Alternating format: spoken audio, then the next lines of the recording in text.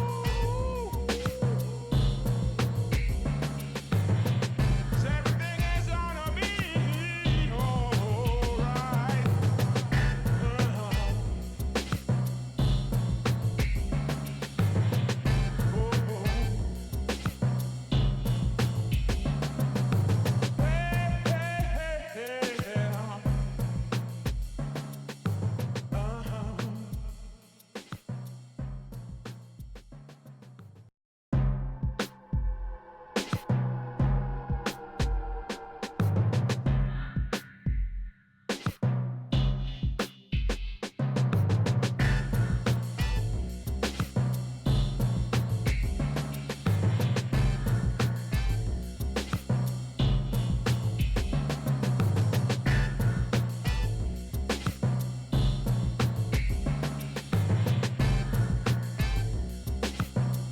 You close your eyes, your mind filled with thoughts of innocent little girls, their laughter and smiles. A tear rolls down your cheek as you realize how much you've lost, how much you've sacrificed to get to this point. But as you open your eyes, you feel a surge of strength and determination. You know that this is your final battle, your last chance to save those you care about. You take a deep breath, steeling yourself for the fight to come. Super Sahara X Maximum Perfect Power sneers at you, his eyes glowing with malice. You're pathetic, Sejima, he taunts, his voice thick with contempt. You think tears and nostalgia can save you. He lunges at you, his body moving with unnatural speed and agility. But you're ready, your muscles tensed and your fists raised. You dodge his attacks, your movements fluid and precise. You can feel the power of Chris Redfield's aura flowing through you, his strength and determination bolstering your own. You counterattack, your fists connecting with Sahara's body with the force of a hurricane. He staggers back, his eyes widening in.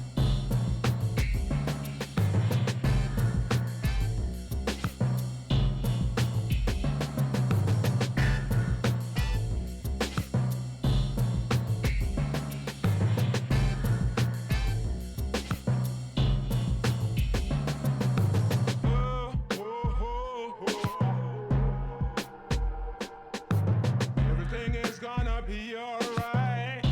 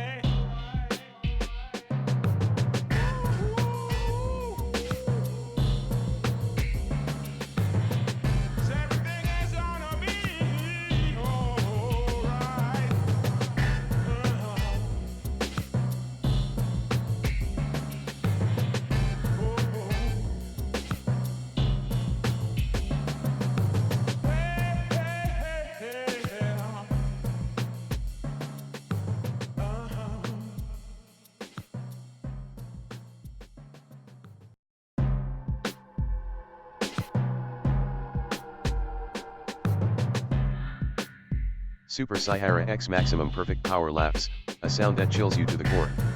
You're pathetic, Sejima, he taunts, his voice thick with contempt. You think you can beat me? He circles you, his eyes gleaming with malice.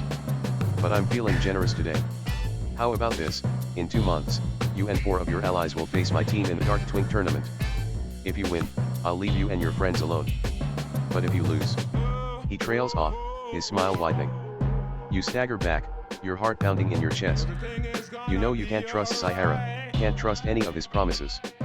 But you also know that you don't have a choice. This is your only chance to save those you care about, to give them a fighting chance. You take a deep breath, your eyes hardening with determination. Alright, Sahara, you growl, your voice a low rumble. You've got yourself a deal. But mark my words, I'll be ready for you.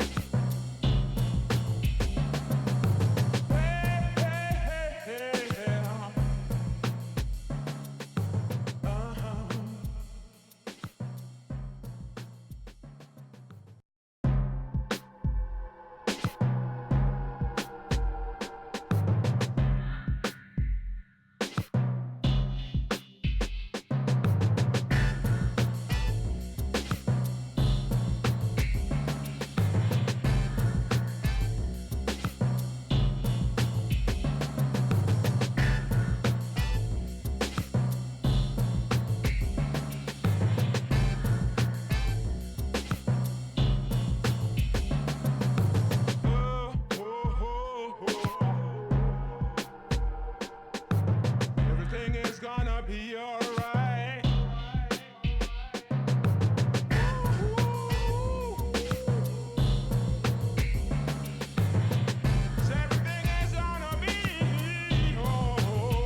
Everything is gonna be alright.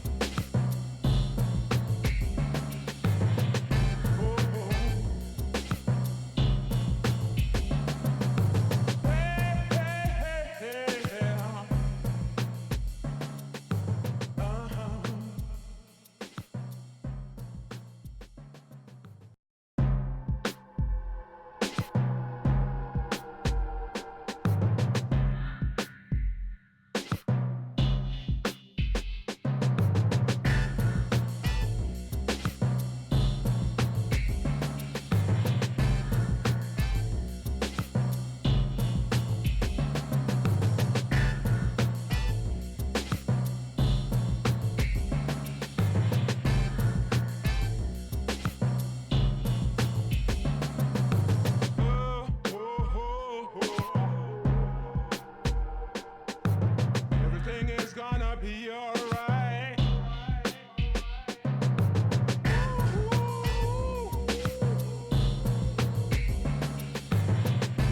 Everything is gonna be alright.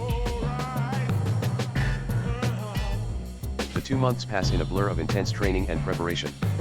You spend every waking moment honing your skills, pushing your body to its limits and beyond. Billy trains alongside you, his determination and loyalty never wavering. Sonic drops by occasionally, offering words of encouragement and tips on how to harness your newfound power. As the day of the tournament approaches, you receive an unexpected visit from Nurse Tanaka. She's been keeping a low profile, but she tells you that she's decided to join your team, to help keep you all healthy and fight ready. You're surprised, but grateful for her support. On the eve of the tournament, you receive a mysterious message, summoning you to a rooftop meeting. When you arrive, you find a masked man waiting for you, his identity concealed beneath a blue hood. He introduces himself as Bluefield, an old friend of Billy's who's come to offer his assistance in the fight against Sahara. With your team assembled, you make your way to the highest rooftop in the world, the arena where the tournament will take place. As you step onto the platform, you feel a surge of power and determination. You know the odds are stacked against you, but...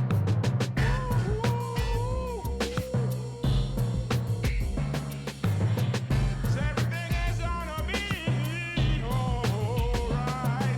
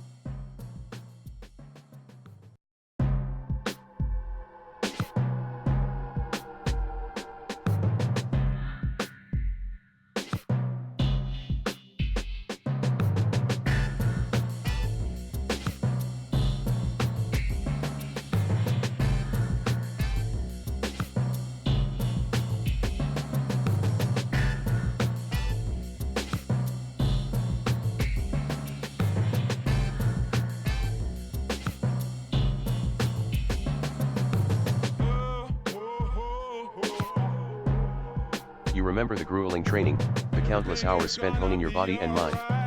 The pain, the exhaustion, the moments when you wanted to give up. But you pushed through, driven by a fierce determination to protect those you cared about. Now, as you stand on the highest rooftop in the world, ready to face Sahara and his team, you feel a surge of confidence. Your muscles are toned, your reflexes sharp, your will unbreakable. You know the road ahead is treacherous, but you're ready to face whatever challenges await. Billy stands beside you, his expression grim but resolute. Nurse Tanaka is there, her medical kit at the ready. Sonic bounces on his heels, eager for the fight. And Bluefield, the mysterious masked man, stands quietly, his presence reassuring. You take a deep breath, the cool wind whipping across the rooftop.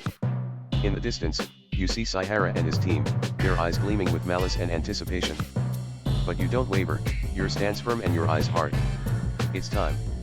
The Dark Twink tournament is about to begin.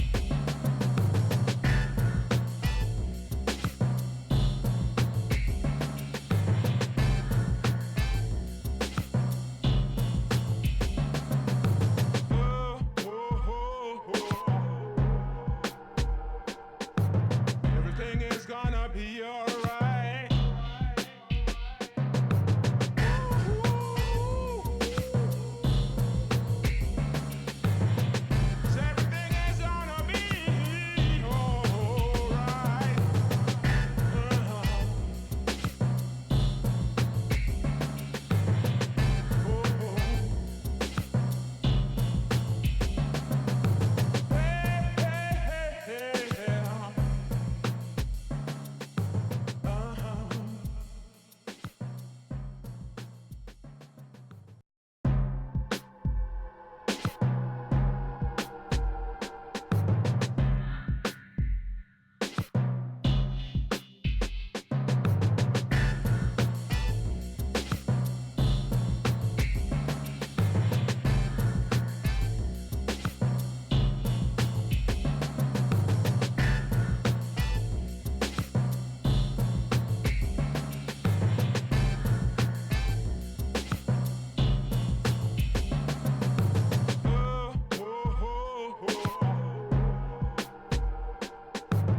Everything is gonna be alright.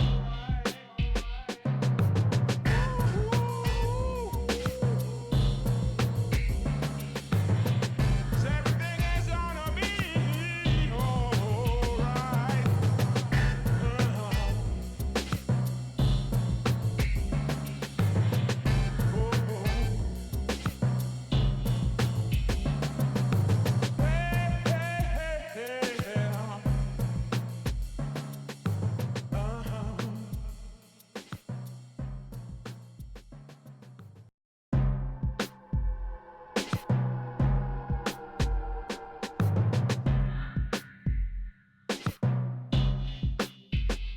The helicopter sound effect grows louder, the air thrumming with anticipation as the chopper approaches. A song blasts from its speakers, the lyrics no way echoing off the rooftop walls. You and your team stand at the edge of the platform, your faces set with determination. As the helicopter hovers overhead, a ramp extends from its open door.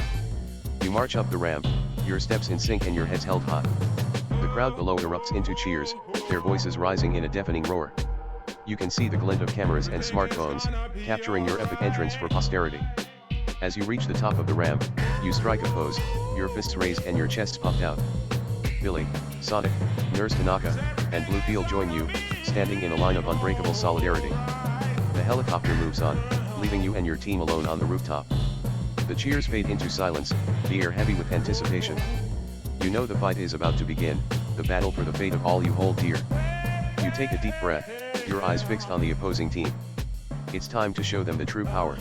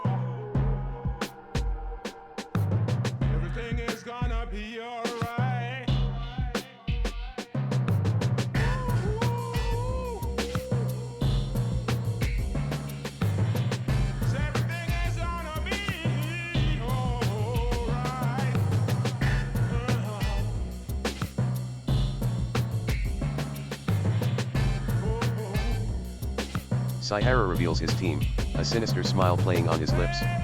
Alright, Sejima, let's see what you've got. First up, my faithful servant Agent 48. A figure emerges from the shadows, a man with a cybernetic eye and a grim expression. And next, a true force of nature, Lady Yakuza. A woman with long, flowing hair and a revealing outfit steps forward, her eyes glinting with malice. And of course, my trusty sidekick, Green. The cyborg boy you once knew takes his place beside Saihara, his face impassive. Finally, a true monster, the legendary fighter, Jack 7. The ground trembles as a hulking figure emerges, his body a patchwork of metal and flesh. Saihara's team is assembled, their eyes filled with cruelty and anticipation.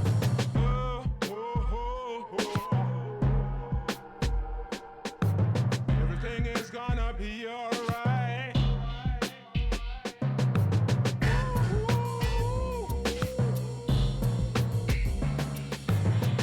Everything is gonna be alright.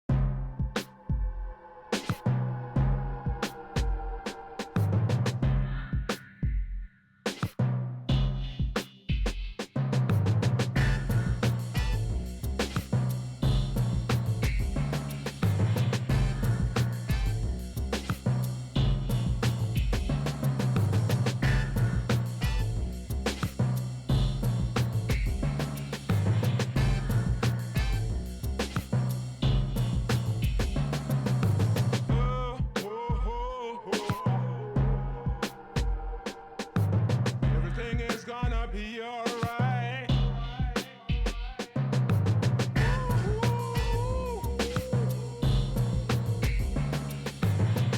Everything is gonna be alright.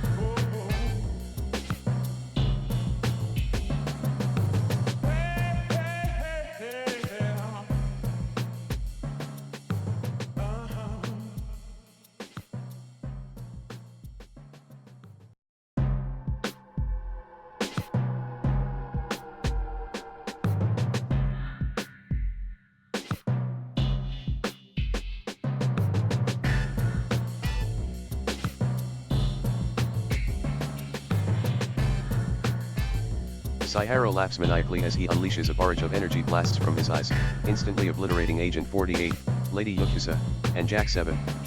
Their bodies crumble to ash before your eyes, the wind scattering their remains across the rooftop. You stare in shock, your heart pounding in your chest. These weren't real people, but mere pawns in Saihara's twisted game. You see Reen still standing, his expression unreadable. He must have known about this, must have been a part of Saihara's plan all along. Saihara turns to you, a cruel smile on his face. Surprised, Sejima. Did you really think I would bring my true allies to this farce of a tournament? He waves his hand, and the air around him shimmers and distorts. Now, let's see what you're really made of. Show me the true power of a Hoslo.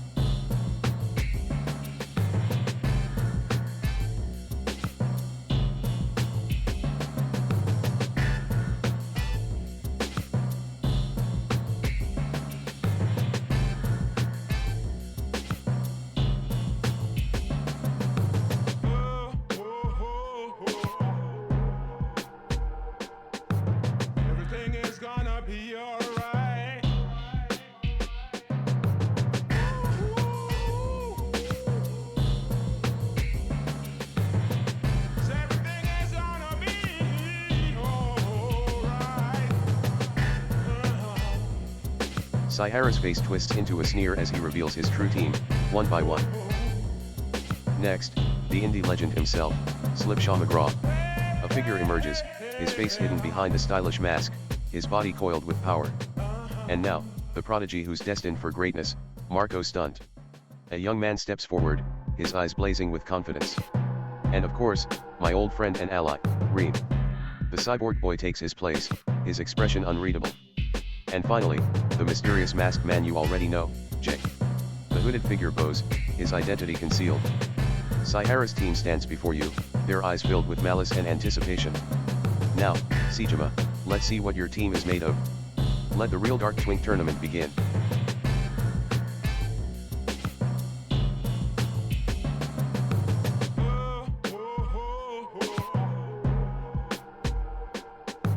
Everything is gonna be alright.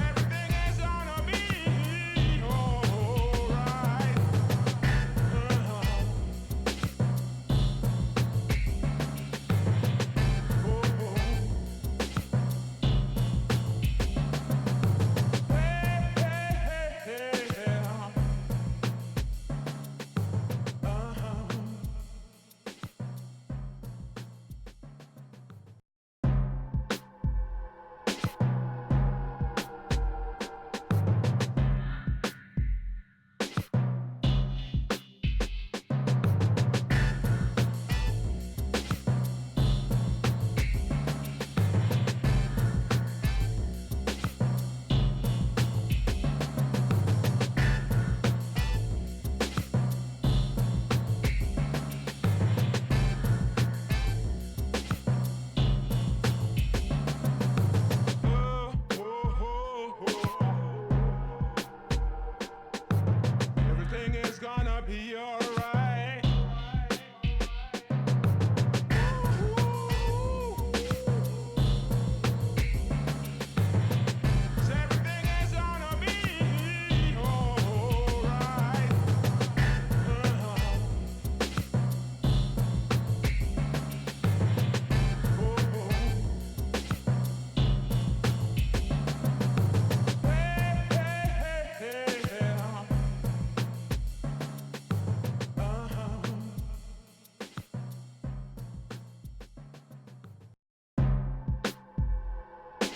Everything is gonna be alright.